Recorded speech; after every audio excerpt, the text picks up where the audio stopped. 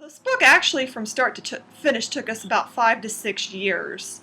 And the thing that I always knew with Fred, and I interned him for a number of years on and off, is he was always correcting people.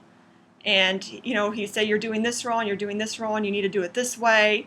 And then he'd always explain to me why. But then when I started looking into the literature, research, and other textbooks and weight training books, I couldn't find this information that he knew. And it made intuitive sense what he was saying. So I just became fascinated with wanting to document that. And I couldn't, so I just approached him when I was in the middle of grad school. I said, I really think we need to write a book. And he said, sure. And I said, okay. And we really had no idea the undertaking of that. But basically what we did is I had endless sources from my academic background, and then Fred actually had endless magazines. I'm talking hundreds of fitness magazines.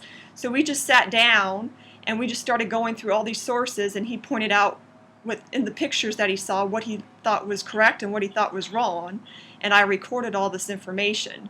And this alone took several months, and then we went through and sorted it out, and we tried to come up with the common things that people did right and what they did wrong, and the confusion about all that, and that's really how it all started.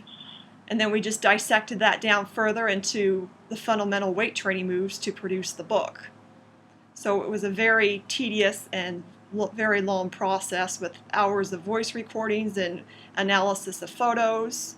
So we didn't just go to the drawing board and just say, okay, here we go. We actually looked at what's available and what was the gaps, and why people were hurting themselves, and what needed to be shown in books so people could really understand, why they should do something and why they shouldn't. So even though if you say, oh, I've never seen something like this, we show you the way that we recommend and the way that's commonly performed. If you were to actually try yourself the incorrect way, which we would actually not recommend, you would, I promise you'll see why you probably shouldn't be doing it that way.